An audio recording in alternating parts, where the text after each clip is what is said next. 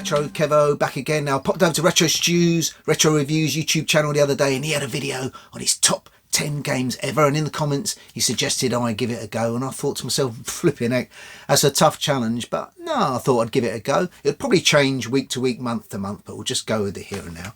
I sat here last night, looked around my games, and I thought, yeah, let's give it a go. Right, let's get on with it.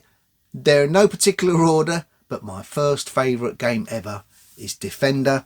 I obviously haven't got a Defender cabinet at home to play, although I'd really love one, so I played it on this Midway Classics Xbox original release. And you know what, Defender, I have such great memories playing Defender. I think I must have been about, I'm guessing maybe 11, 12 years old, something like that. I used to go to a local arcade, and at the time it was mainly Space Invaders and Asteroids, and then one day I walked in and there was this machine in the corner.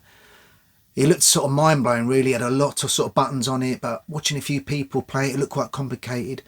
But there you go, pumped my money in myself, and I was hooked. The sounds, the smoothness of the graphics, the playability, really, really tough game. You didn't get too much joy out of your 10p or 20p, wherever it was back in the day, but it was, you know, a brilliant game by Williams, and I absolutely loved it. I went to an arcade in Milton Keynes, had one of these sort of retro arcades, you can play all the old cabinets, and I was playing Defender again. Still magic, absolutely loved it. So that's Defender. Now onto the ZX Spectrum. Now I've got a good few ZX Spectrum games because really it's my go-to, my favourite thing, my favourite way of playing games really.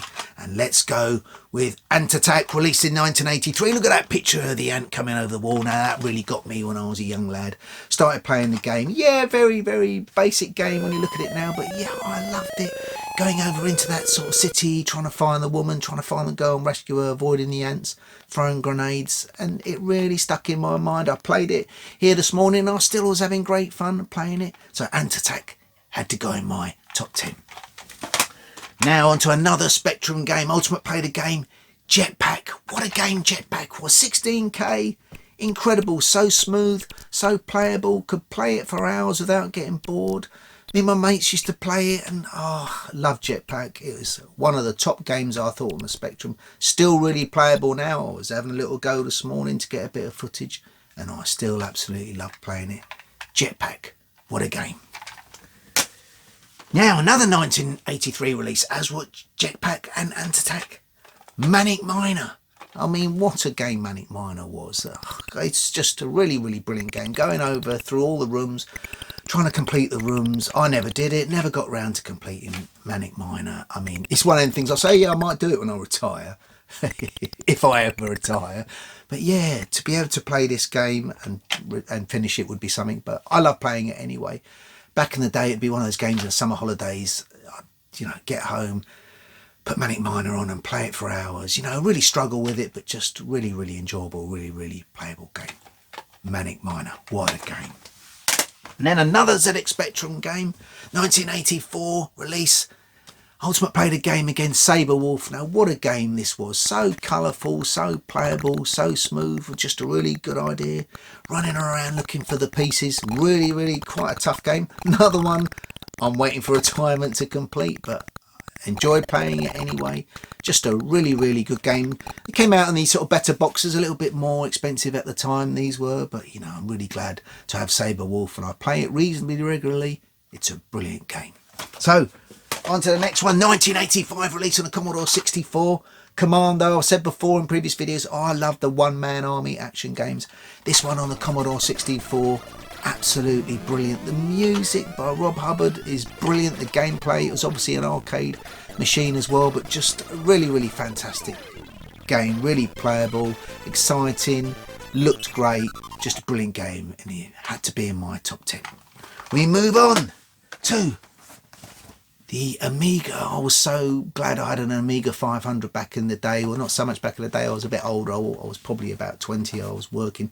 Bought myself an Amiga 500. And I used to play this game an awful lot.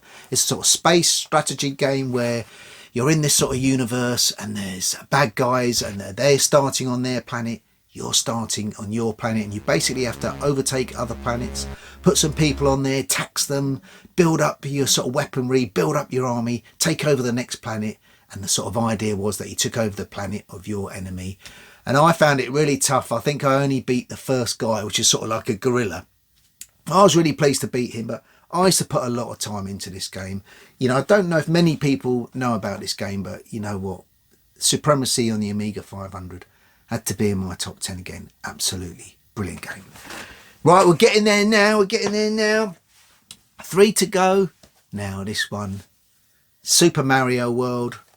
I haven't got the original box, so I plumbed for one of these sort of plastic boxes. But, you know, I only played this for the first time about 5 years ago. I think it was released 1992 in the UK, earlier in Japan, I think 1990. But as I say, I only picked up my SNES about 5 years ago, so I hadn't played it. And it still makes my top 10 because I got into it and I thought this is the perfect platformer. The difficulty level is perfect.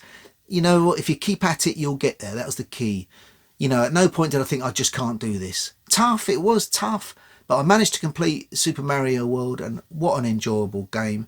As I've said before, I think there's a documentary on YouTube about the creation of this game, but you know, what a game. Nintendo, fantastic game, and it definitely had to be in my top 10. So we've got 2 more. Now this game, Halo. Oh, do you know what? It's the reason that I bought the original Xbox. I saw Halo somewhere and I thought, this looks a decent game. Bought an Xbox, started playing Halo. The music just blew me away. The gameplay, it was like being in a movie, I felt, for the very first time, and I loved Halo. I put a lot of time into it, completed Halo. I think I've completed the first 3 Halo games, but this one sticks in my memory. Brilliant game. It's one of them, put the lights off, spend a few hours late into the early hours of the morning playing Halo. Just a brilliant game. On to my last game of the top 10. This is my favourite game of all time. It's Resident Evil 1 Remastered, released on the PS3. Now, I was going to go, obviously, for the original Resident Evil on the PS1, but this, they just did such a brilliant game remastering this and putting it on the PS3. It looked fantastic, it played brilliantly, and I play this game regularly. It's just, for me, I love the genre of sort of horror games, working out puzzles, sort of battling creatures. You know, as I say, I'm a big fan of the Resident Evil, but this one in particular is my very favourite. So that's my top 10 games. If I did it next week, they'd probably be totally different. Don't know what you thought of my choices. Let me know in the comments, but there you go. That was my top 10. Anyway, there'll be another video out soon. Hope you're all well out there. Take care.